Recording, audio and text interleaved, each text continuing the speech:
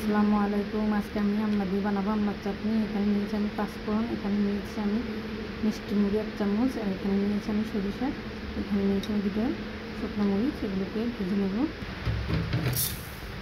এগুলোকে আমি হালকা ভেজে নেব। এখানে আমি দিয়ে দিয়েছি সরিষার তেল। তেলটা গরম হয়ে গেছে। এবার দিয়েছি এলাচ, দারচিনি, তেজপাতা।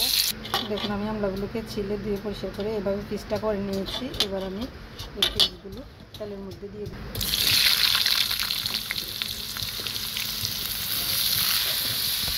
আমলাগুলোকে আমি তেলের মধ্যে একটু নাড়াচাড়া করে ভেজে নিচ্ছি।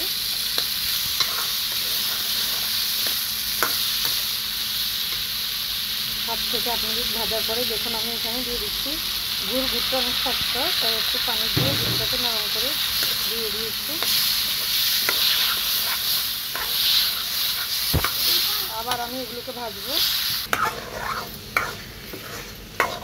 গুড়টা দিয়ে আমি আমলাটা প্রায় 10 মিনিটের মতো নাড়াচাড়া করেছি। এখানে নিয়েছি আমি হলুদের গুঁড়া, মরিচের গুঁড়া, লবণ আর রসুনগুলো দেখুন আমি থেতলে নিয়েছি। দিয়ে এবার এগুলো দিয়ে দেবো।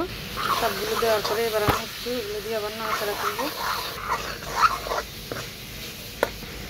এবার আমি দিয়ে দিচ্ছি একটু তেঁতুলের টকটা দিয়ে আমি আবার ওইগুলোকে নাড়াচাড়া করব।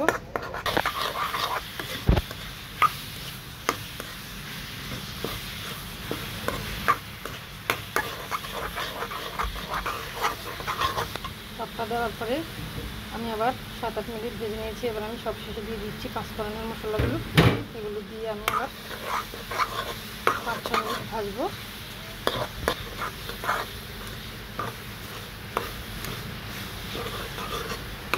দেখুন আমরাটা একবার আঠালো হয়ে গেছে, একটু পানি নেই, একদম শুকিয়ে গেছে। এবার আমি নামিয়ে ফেলবো। এবার আমি চুলাটা অফ করে দিলাম। এখন আমি এগুলো নামিয়ে নেব। এরকম একটা শুকনো পরিষ্কার কাচের বাটি নিয়ে তারপরে এই চাটনিগুলো বাটির মধ্যে রেখে নর্মাল ফ্রিজে আপনি একবারে অনেক দিন খেতে পারবেন। এই চাটনিটা গরম ভাত কিংবা খিচুড়ির সাথে খেতে অনেক মজা, অনেক দিন নর্মালে রেখে খাওয়া যায়। এখানে দেখুন আমি টকও দিয়েছি, মিষ্টিও দিয়েছি।